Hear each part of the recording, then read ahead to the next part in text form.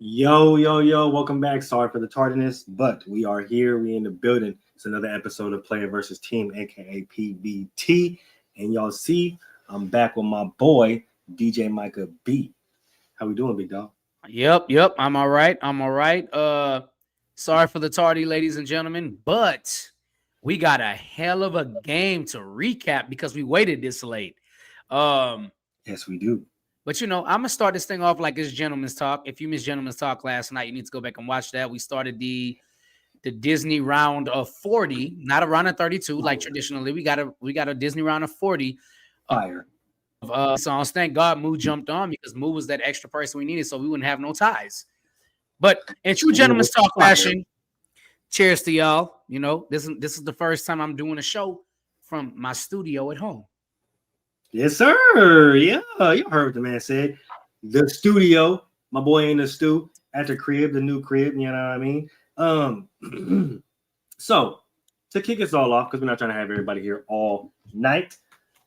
Game 1 of the NBA Finals. I know a lot of people expected this to go one way, especially considering the score early on. But as we know, that fiery Pacers team pulls out a stunning upset. DJ Micah B, how we feeling? Bro, I don't even know how to feel right now. Like, OKC did everything right for the first 44 minutes of the game. And then like in the last 4 minutes, they just they folded under pressure. Yep. They were making dumb decisions. All game, the Pacers were making stupid decisions, turning the ball over, playing bad offense, ball stagnant, shooting bad shots. Tyrese he ended the game with 14. I think Pascal ended the game with 19 or 17, something like that. Miles Turner had, I think, a 15-point game. And yet, somehow, the Pacers still won. And the reason why I think they won this game is because SGA and OKC could not get into the 120s and 130s in scoring like they normally do. I told y'all before the series started, the Pacers are underrated lengthwise, as they're just long. They have size at every position, and then when they needed it most, no, I'm not talking about Halliburton. When they needed it most, and I can't believe I'm about to utter these words, when they needed it most at the beginning of the fourth quarter to stay in the game, to have a chance, the one person I never thought would stepped up and kept them in this game. And I am talking about Miles Turner. That would be one Miles Turner. Miles Turner was draining mid-range shots, draining three-pointers he drained the three-pointer off the bank. He drained the two mid-range. I think he had 8 or 9 in the fourth. At the beginning of the fourth, Miles Turner kept the Pacers in the game. And then, again, when they needed the most, Nesmith banged the three. And then Nembhard sized his person up one-on-one, rose and banged a three. Beautiful. And then, of course, I'm sitting here saying in the house, I was like, well, I think OKC going to win. But if it comes down to a last shot, Tyrese Halliburton is going to make the last shot. And what did Tyrese Halliburton do? You don't even have to watch the whole game to understand how OKC lost this game. All you need to do is watch the fourth quarter. They were up majority of the fourth quarter, somewhere between 9 and 13 points. The whole fourth quarter. And again, in the last 4 minutes of the game, and in the last minute, I think the Pacers was down by 6 or 7. And in the last minute of the game, here they go again. And here we go. We've seen this play out from the Pacers in every single series. They're within 1 point. They get the ball to Halliburton. Halliburton drains the shot. This dude has had 3 game-winning shots in one run as of right now. Is it 3 or 4? One or the other. At this point, man, he unlimited. LeBron has 8 in his whole career for the playoffs. Kobe has 5, and Tyrese Halliburton now has 5. He's already tied Kobe. I don't know what to say. The brighter the lights get, the better this dude plays. Mr. Overrated himself. Mr. Overrated himself. That's what they said. That's what they said. That's what they voted him. They voted This him dude is on a mission. Now, obviously, I still think OKC is going to win this series. Like, let's not get carried away here. I still think OKC is going to win. But everybody, let's just say if OKC was to lose the series, everybody, just like last series with the Knicks, everybody will forever immortalize game 1 of this series. Yeah. I'm done. I'm kind of in the same space that you are right now. You know what I mean? Like, watching this game, I'm thinking, oh yeah, no, OKC got this in the bag, right? The Pacers they're turning over the ball over like crazy. Alex Caruso is balling. Lou Dort is balling right now. Shea when I was watching the game, I'm like, oh yeah, he's gonna have like at least 40 tonight. Like, just watching the game, I'm just thinking, oh yeah, no, these guys they got this in the bag.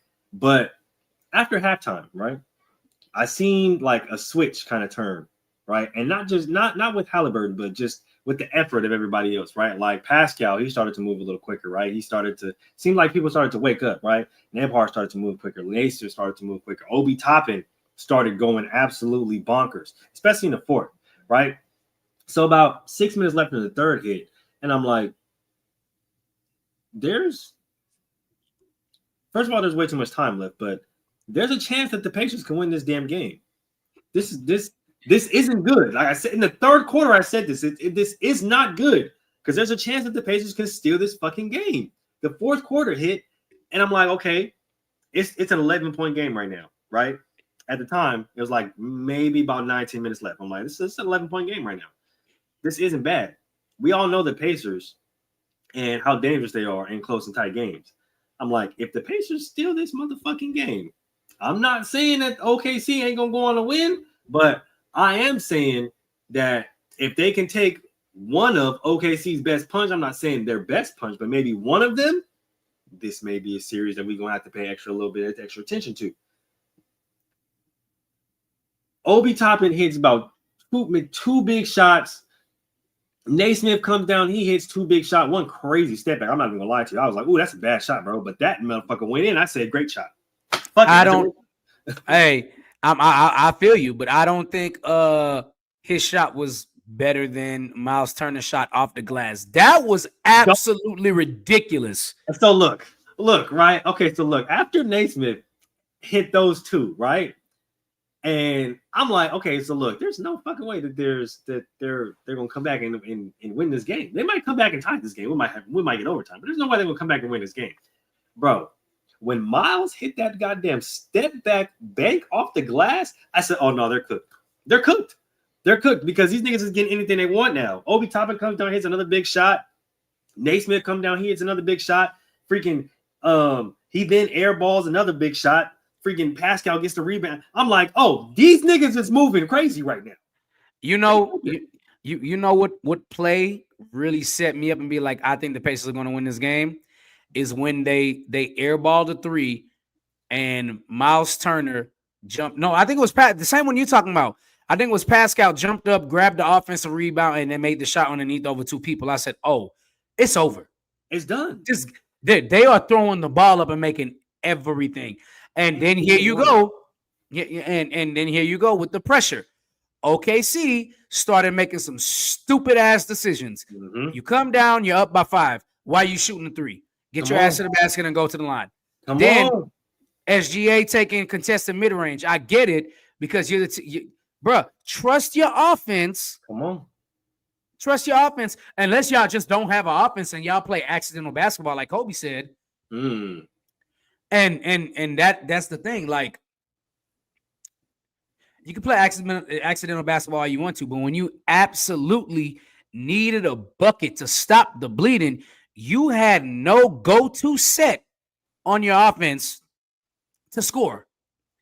OKC didn't score for 3 possessions in a row, and that's how Indiana got back in this game and then won eventually on Halliburton's mid-range jump shot, which was beautiful. Beautiful. It was a thing of beauty. He stopped on the dime. I don't think people understand how hard it is to stop on a dime and just straight pull up without overshooting it. Come on now. Overshooting, overextending, and right. And the thing about the swing of this game, right? OKC, I felt like they didn't get, and it's crazy because there was a point in time where the Pacers could have took the point, they could have took the lead of this game on a Naismith drive, but Lou Dort comes up with a big block, right? So I'm thinking, okay, y'all got it, right? Y'all still maintain that lead. It's still a 5-point lead, but then a few big shots are hit, and I'm just like, oh no, this isn't good. But the thing that really stuck out to me was how back and forth it was, right? For that time period, how back and forth it was. OKC hits a shot, the Pacers hit a shot, OKC hits a shot. It wasn't until that the Pacers get a stop, right? Because now, like you said, OKC's in panic mode. Now they're trying to scramble for a shot to try to maintain the lead. It wasn't until those stupid possessions. That's when, because now you're giving them stops. It's not like they're creating stops. You're giving them stops, 3 stops in a row. So now they have long rebounds to open the game up. So I'm like, after that first one, I'm just like, that's not good. That's not a good shot. That second one told me everything I needed to know. Y'all are panicking. Y'all are in panic mode when you don't have to be, and that's going to cost you this game. Boom, fast forward, Tyrese Halliburton comes down and hits a fucking amazing fucking step back mid-range, right, with 0.3 to go, and you don't use your timeout, which you have. Like, you don't try to throw some, like, I don't know. It's going forward, like I said, I'm not saying this is OKC's best punch. I don't think this is their best effort, but I do think this is one of them. Like, I was okay, but I will say this. It might not be OKC's best effort, but it was definitely SGA's best punch. That's kind of what I was alluding to. I'm not going to lie to you. And the problem is they didn't even get Pascal or Tyrese's best punch. Pascal had 17, Halliburton had 14. Mm-hmm. What you got tonight was Miles Turner's best punch. Yep. And Miles Turner, and that's offense and defense. Yep. This dude, Miles Turner, was a freaking menace at the rim tonight. Monster. He was a menace. OKC got 2 7-footers playing in the post. And if these 7-footers can't dominate the board and Miles Turner dominates the board, we're talking about a completely different series. Yes, we are. Yes, we are. I'm not even going to lie. When it comes to Hardenstein, when it comes to Chet, if they can't, and this was the big challenge for me last series, right? I wanted to see how big they played against Julius Randle and then against Rudy Gobert. But if they can't play bigger than a Miles Turner or even potentially an Obi Toppin, brother, like you said, this is going to be a different series. I'm happy you brought up Obi Toppin. Obi Toppin had a fantastic game tonight. Go ahead. And I would just like to say it's about damn time. That was New York Nick Obi Toppin. Where have you been, sir? If Obi Toppin is going to play like that and score 10 plus every night, OKC has no chance in this series. Yeah, and it's no chance at all. And I know a lot of people are going to think we're crazy for saying that, but just looking at the outlook of the game, looking at the outlook of the pace of the game and how everything went, right? When you have Obi not only crashing the boards, but he's hitting big shots from 3. Like, he's hitting big. He was 5 of 8 from the line today. He's hitting huge shots from the perimeter.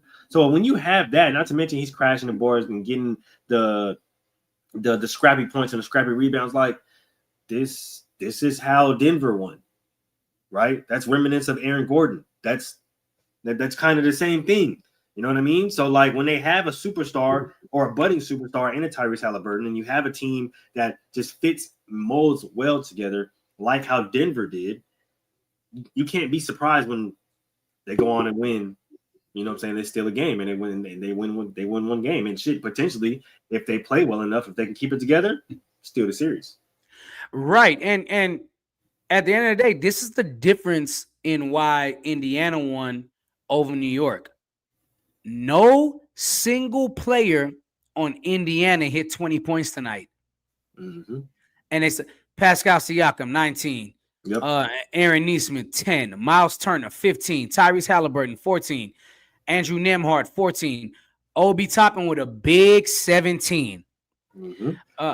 TJ McConnell, 17 minutes, 9 points. Very big 9. Very big. Benedict Mathurin, 5. Ben Shepherd, 3. Thomas Bryant, 5.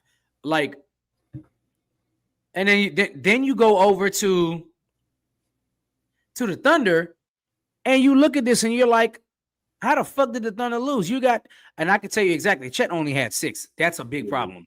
Big problem. Dort had 15. Jalen Williams had 15. Chet had 6. Shea Gilgeous had 38. Cason Wallace had 6. Alex Caruso, strong 11 points off the bench. Mm-hmm. Harstein, 9. Isaiah Joe, 5. Aaron Wiggins, 3. And then they had 2 people that didn't score. Mm-hmm. So, the even crazier part, OKC scored 29 in the first quarter.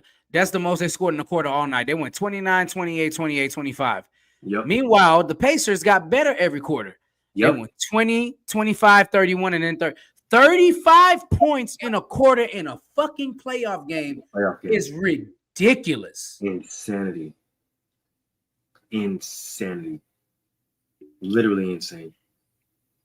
But that's it. That's it right there. That's the breakdown. Like when people go back and wonder why OKC loses this game, I want y'all to come back to this clip that I'm about to clip up. I'm about to post on Instagram. Come back to this clip because that's the breakdown right there. DJ Michael B just gave it to you.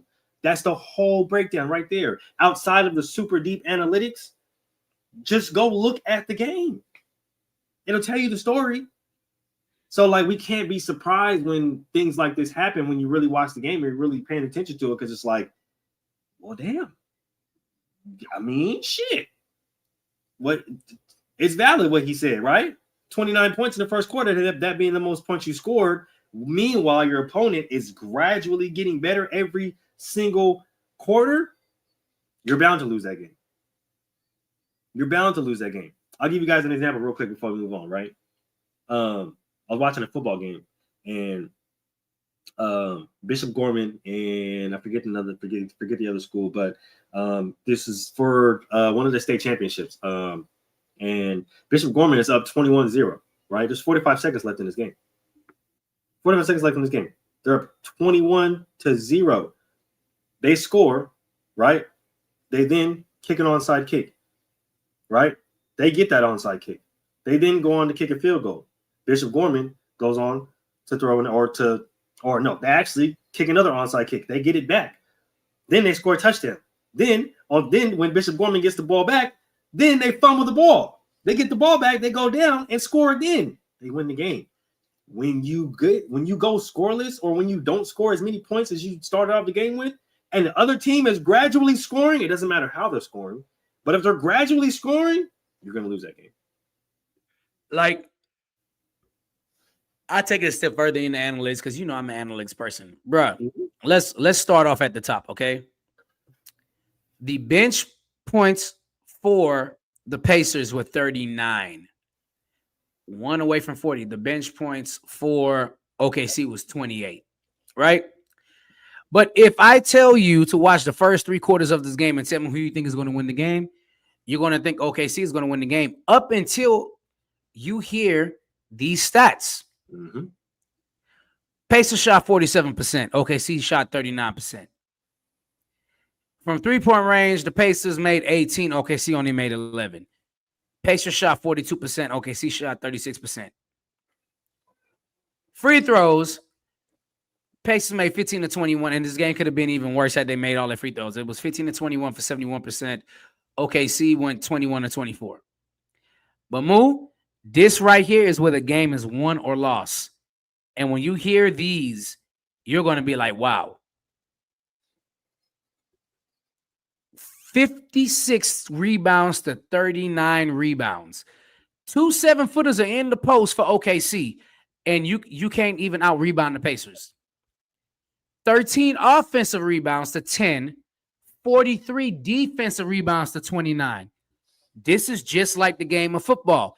Games are won in the trenches, especially in basketball.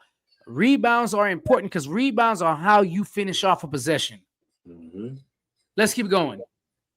the Pacers played a lot of team basketball. OKC played a lot of ISO. Pacers had 24 assists. OKC had 13 plus 11. Mm-hmm. Pacers had 7 blocks. OKC had 6. That's okay. OKC did have 14 steals, and the Pacers did have 1. But the difference here was OKC wasn't capitalizing on them steals. A lot of empty trips.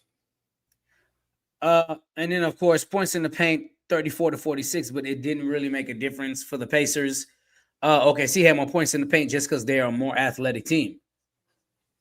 True. Right? So, and Miles Turner is normally in the post because he might not be a traditional big man, but on defense, he is a traditional big man on defense. So, yep. I mean, if OKC loses this series, everybody will come back and point to this game. I think so. I think this will be the important game, like the game that kind of sets the tone of the series, right? But what I do want to say before we get to this Tom Thibodeau thing in New York, because I just know you're, what I'm saying, you're ready to cook on that. Oh yeah. What I will say is I don't think this will be a knock on Shea per se if OKC goes on to lose this. I think it's more like a microscope on, not even a microscope, but a magnifying glass on who the Pacers are, right? Identifying who they really are and understanding who they are and understanding like, hey, this isn't just a team that you guys can, roll over and talk shit about and vote overrated. Y'all got to really look at these boys and be like, yeah, nah, they gonna come kick our ass. So we got to play our best form of basketball or we're going to get embarrassed by these boys. A lot of people felt like that in this playoff series, and they're coming to show. I'm not gonna lie to you, bro. If I am OKC, I will be a little worried right now because this is starting after game 1. It's starting to look like the Lakers versus the Pistons of 2004. Because Miles Turner, and I'm not the biggest fan of Miles Turner, and you know this. I'm not the biggest fan of Miles Turner. But when he plays good, I'm gonna give him his props. I'm not the biggest fan of Miles Turner, but he straight up dominated Harstein and Holmgren. They played them together, and they still couldn't do. He's too big, and he's quick for his. I think Miles Turner's like 325, 330, and he's quick. Yep. That's scary. And he can shoot the 3.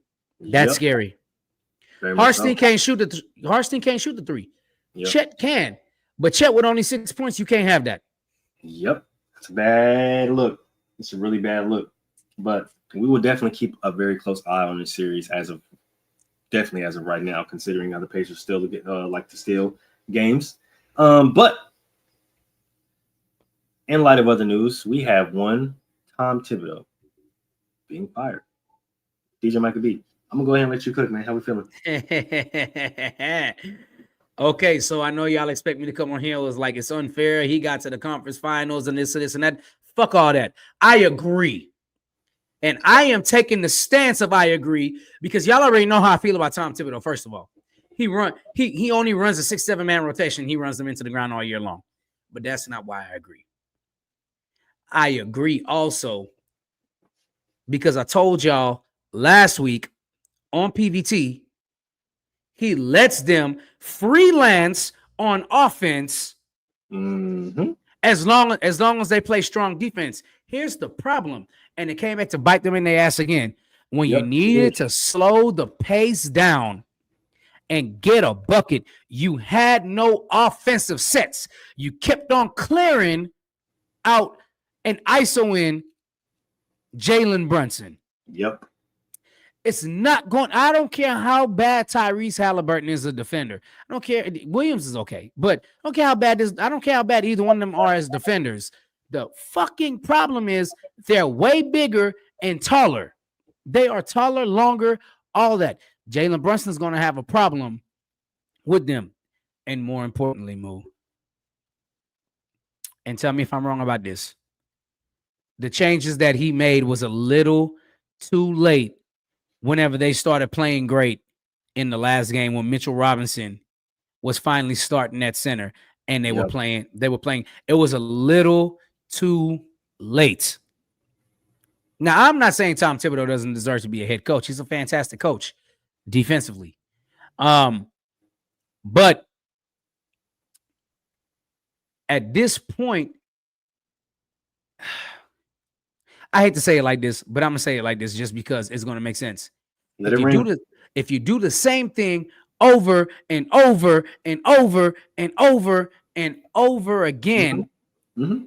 and expect different results, we keep getting the same result. Mm-hmm. That is the definition of insanity, and you don't know what the fuck you're doing. You know what? I'm glad you said that, because me and Boo actually talked about this backstage and then a little bit on air basket. It's interesting, right? When looking at Tom Thibodeau and looking at, the outlook of his job. Now, nobody's saying that he's a bad coach. Nobody's saying that he can't coach, right? We obviously know that he's a good coach. We obviously know that he can coach, right?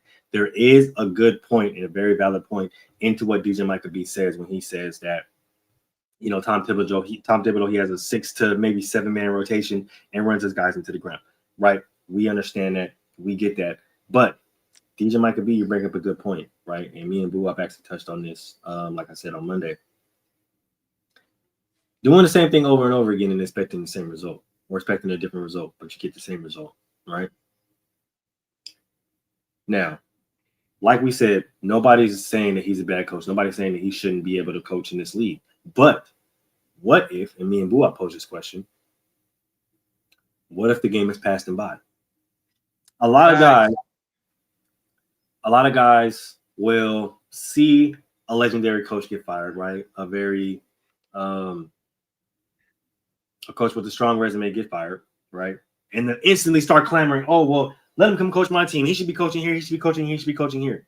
Maybe he shouldn't. Maybe he shouldn't. Maybe he should.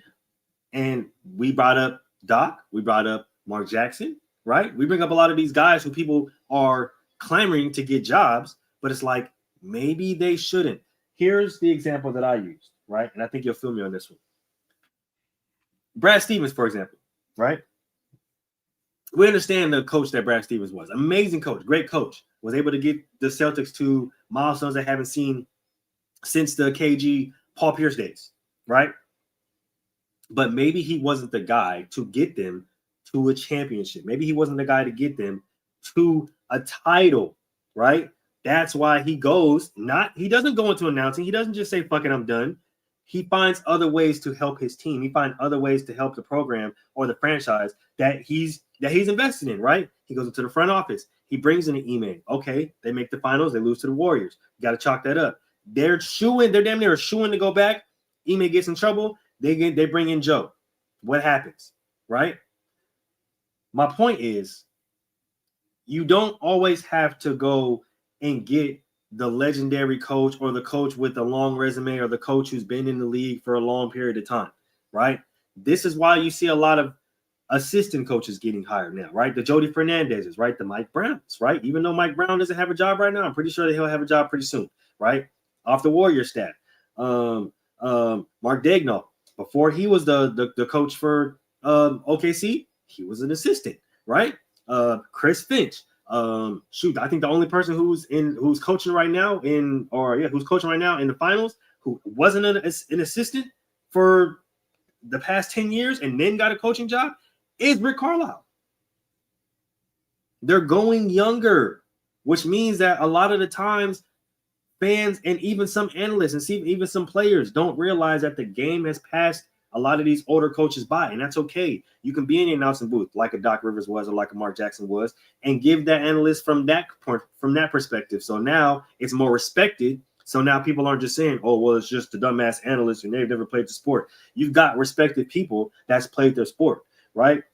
You can go into the front office like a Brad Stevens, like a Greg Popovich, right? You can be on an assistant staff, right? You can be an assistant on a coaching staff for a guy that you maybe coached up, that you maybe taught the game, right? There are other ways in where coaches that may have been in the game for a while, that may be looking for a job, that may be out on the job, can help their team and help their franchises and help the game of basketball advance in other ways and not be an immediate head coach to the point where they're always constantly getting fired for the next person or always constantly being looked at as the scapegoat. Yeah. So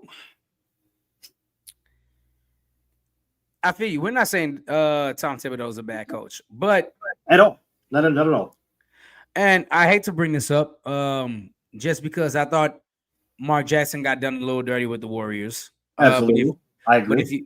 But if you hear Steph and Clay talk about it, they say the offense ran better on the Steve Kerr. So fine, but chalk that up for sure.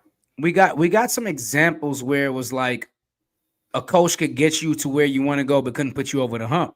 Yep.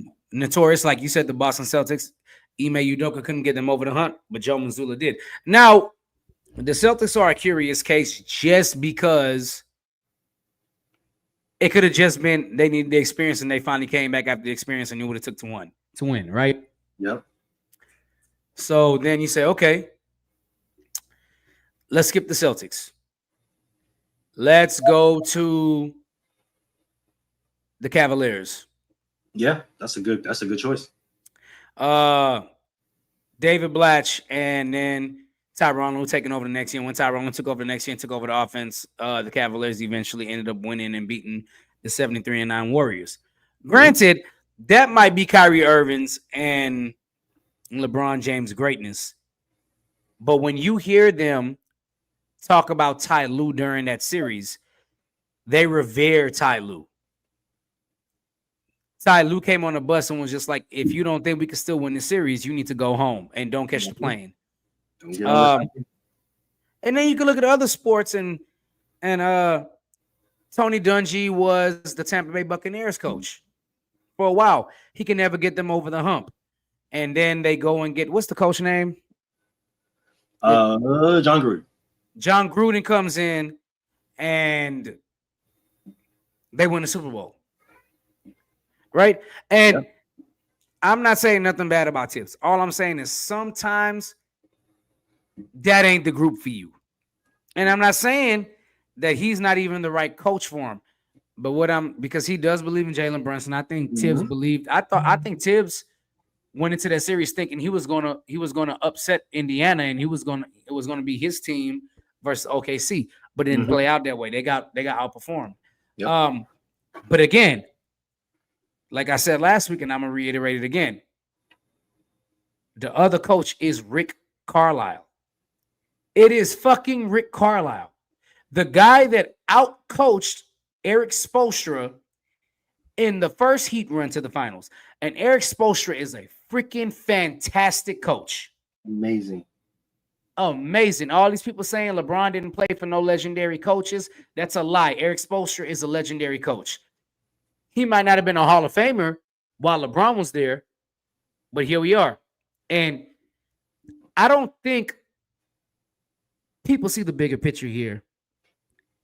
Is when Tibbs was forced to make changes, the team played better because the fans were getting distraught. And he was like, fuck it, I'm going to play people I ain't played all year. But it was a little too late. So I'm going to leave him with this. Everybody here is mad and things like that, right? But let me remind y'all of something. Doug Collins got the Bulls to an Eastern Conference Finals twice. And that was the peak. The Bulls hired Phil Jackson, and next year they won the championship. 3 years. Listen to what I'm telling y'all. It's a fact. Understand what I'm telling you.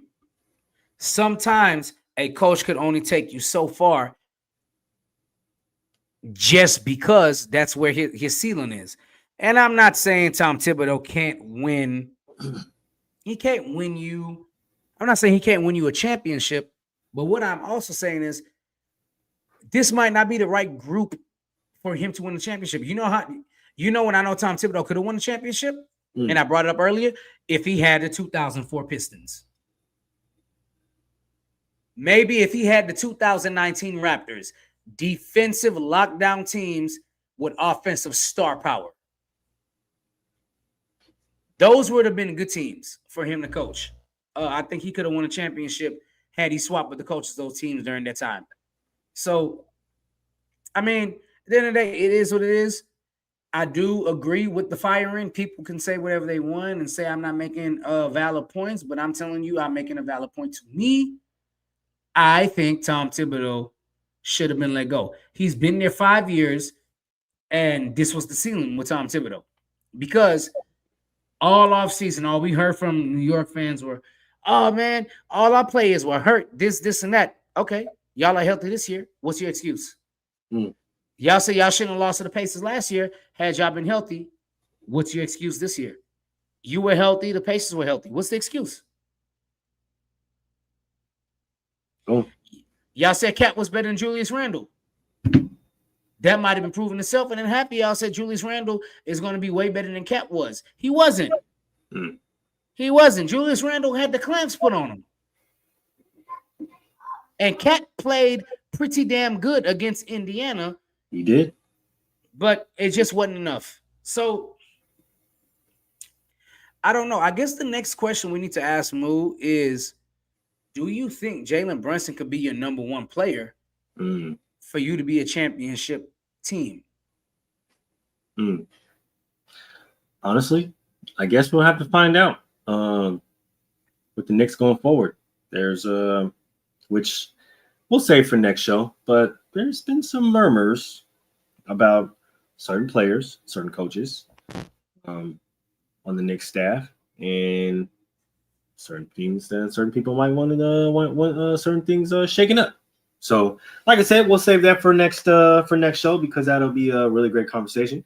But in the meantime, in between time, before we start to wind down here, because like I said, not too long of a show. We are still working, man, and we both got to get up at 4 a.m. in the morning. So, Money in the Bank. And I'm not talking about us, maybe a little bit, but Money in the Bank on Saturday, June 7th. Yeah. How are we feeling about that, man?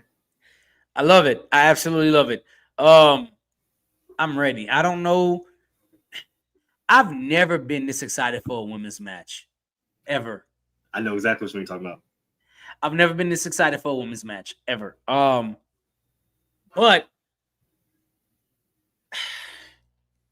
the only problem I have with Money in the Bank now is that you get one Money in the Bank winner for both shows. Yeah. I think that at this point they should have two. I'm not mad at that. I actually like that a lot. I actually think because that's a lot. The one rule I hate is that you win Money in the Bank, you can cash in on any show, on whatever show you cash in on. If you cash in and you win, you become part of that show. For sure. And so it's like, I don't think they're going to let anybody cash in on John Cena. If John Cena's going to drop the belt, he's going to drop it at SummerSlam. I think the same thing. I mean, are they? I gotta look at these matches because I don't forgot the men's. Okay, expert predictions, blah blah blah. Okay, here we go. So Money in the Bank. I want the matches. I don't care about none of this, how it works. I know how Money in the Bank works. Climb the ladder, pull the briefcase, and you got a guaranteed match anytime, any place. For those of you that don't know. Quick rundown of how Money in the Bank works. Okay, so Cody Rhodes and Jey Uso versus John Cena and Logan Paul. I don't get the storyline there. I don't understand it. It's a stupid-ass filler match, and I don't like it. I don't get what Logan is on right now. I don't really understand it. I see the angle that they're trying to do with John Cena about how he's trying to ruin wrestling, but I'm here for it because Jey Uso is my guy. Yeah. I like Jey Uso. Yeet. I do like Cody Rhodes. I think John Cena and Logan Paul are going to win that match, though, because I think John Cena and Logan Paul are going to cheat, as they should, because they're heels. Have that same feeling. Not to mention, Logan Paul has a fire finisher. I'm not even going to lose you. Now, moving on with Solo Sikoa Sokoa, LA Knight, Seth Rollins, Penta versus Andrade. You know, this is the Money in the Bank ladder match, right? Mm-hmm. Solo, LA Knight, Seth Rollins, Penta, Andrade, El Grande, Americano, which is just basically Chad Gable in a fucking Yeah, suit. this is just Chad Gable in goddamn suit. I don't know how to feel about this match because number one, I don't think any of them are going to cash in if they try to cash in. Same. Seth might be the safest pick, but WWE is not going to go with the safest pick. Yep. They might do something crazy and give it to Solo. Yeah, I was thinking the same thing, bro. I think they might give it to Solo, which is fine because if he does win and then he eventually cashes in, he's going to try and cash in against John Cena because you already know there's history between him and John Cena. Yep. So I don't know what to think about this Money in the Bank ladder match. I'm excited for Money in the Bank. I don't think none of these guys besides Seth Rollins and LA Knight deserve to be in this match. I don't give a damn what nobody got to say. Penta's still new. Andrade has not made waves. El Grande Americano is good, but he's Chad Gable. Yeah. It gives I off am a starting lot to become a Penta fan, though. I'm not gonna lie to you. What you said? I am starting to become a Penta fan, though. I'm not gonna lie. Oh, I'm a Penta fan, but I think he needs to start in the mid card first. Same. I think they're trying to throw him too much in the high card, but he got to work his way up a little bit. You know what I mean? And you know, I think I wouldn't mind if LA Knight, Seth Rollins, or Solo wins, but if any of these other three win, it's just gonna be like, what are y'all doing? Because I don't think Penta, Andrade, or El Grande Americano can even cash in and win. Yeah, no, I don't think so either. I don't think anybody wants to see Seth Rollins win because Seth Rollins is relevant without a damn championship. He's always relevant. Seth freaking Rollins, man. And then LA Knight versus Solo.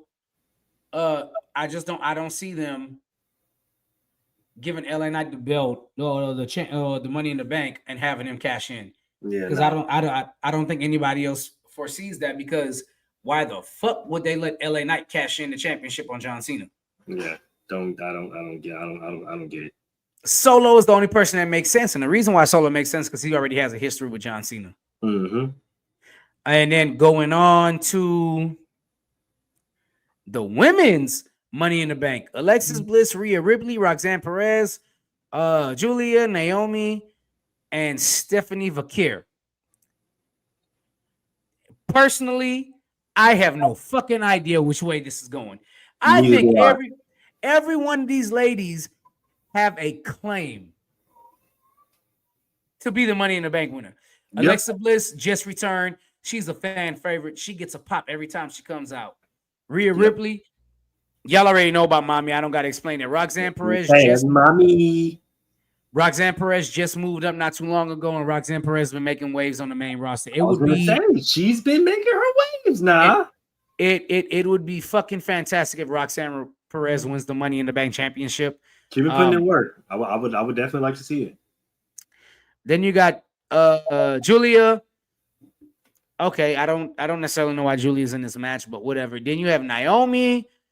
Naomi's been beefing with Jade and Bianca, so it's very interesting to see why they put Naomi in this match, unless they're going to finally give her the damn belt. Yep, and she's been trying to gain back that vitriol. I'm not gonna lie to you, since she came back. And then of course, your women's NXT champion Stephanie Vakir. I don't think she's going to win because I think they still want her in NXT for right now. Mm-hmm. So my pick is either Roxanne Perez or Alexa Bliss. I don't think they're going to give it to Rhea Ripley. I don't think so either. And then, of course, you got your Intercontinental Women's Championship with Lyra, Valkyrie, and Becky Lynch. Becky Lynch should win this match. Should. I like Lila, but Becky Lynch should win this match. So that's my preview for Money in the Bank. I mean,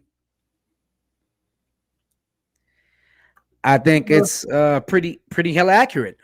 Yeah, I'm not gonna lie to you. It's a fantastic breakdown.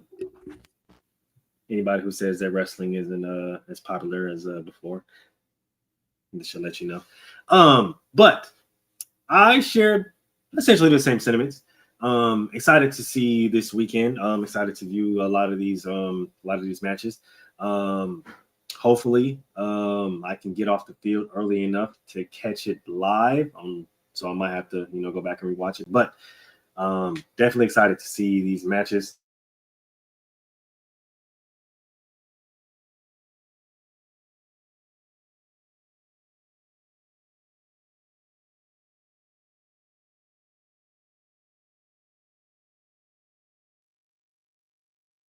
We just got kicked out. I don't know if I got kicked out or if you got kicked out, but you were loading on my side too. StreamYard just kicked us out. But yep, like I said, excited for these matches this weekend. But without further ado, we can go ahead and get up out of here. DJ Micah B, care to kick us off with these final thoughts? Y'all know what it is. See me again on Monday. No, I'm just joking. Shout out Boo Wop though. Hey man, y'all make sure and check out Ish tomorrow night inside the huddle. They talk all the ish about football. They're gonna get you ready for your fantasy. They're going to talk about the Aaron Rodgers signing, which we didn't talk about tonight, and what kind of impact that's going to be on the Steelers. Of course, Monday, right back here. Oh, I'm sorry, you got Moo and Mel tomorrow night, breaking down everything football on Ish. Of course, Monday, you got Basket to Basket. You got Troy, you got Moo, you got Boo Wop, aka Mr. Y'all know what it is. I'll see y'all Monday. That's my boy, but I'm gonna talk shit about him tonight. I didn't say shit about Picante, but you could say whatever you want to, Moo, about little spicy Picante over there. And then of course, y'all want to be back here Wednesday because we're going to continue with this round of 40 on Disney songs. It's been heating up. We're starting to get to the point where it's hard to pick songs. And it's going to be great. We would love to have y'all in the comment section to vote on who you think should win. And then, of course, I said Wednesday already. So then, of course, Thursday next week, you'll be right back here at PVT. You got me, Moo. Shout out Willie, even though he isn't here tonight. Make sure you catch, Geek Gauntlet on Saturday? Yes, sir. Make sure y'all check the Geek Gauntlet on Saturday with Willie at 10 Eastern, I believe. 10 Eastern. So make sure you check out Willie and the Geek Gauntlet. If you are a geek, a comic book freak, well, that's a bar. I didn't even mean to do that. Hey, it was tough. If you are a geek and a comic book freak, you need to check out the Geek Gauntlet. They'll be bringing everything to you from comics to cartoons to anime. That's what we do. We're very versatile here. Shout out to Willie, even though he's not here tonight. And in the words of myself, if you missed yesterday, you need to come back on Wednesday just to hear me do. If we listen to each other's hearts, we'll see we're never too far apart. And maybe love is the reason why, for the first time ever, we're seeing it eye to eye. Yeah, I know. A lot of y'all don't know I can sing, but I can. So I'll catch y'all later. Hey, man, that was beautiful. You heard what my boy said. Make sure you tune into the rest of the show throughout the rest of the week. That's a beautiful way to close the show. So without further ado, we are out. We're going to catch you. Girl, you rockin' like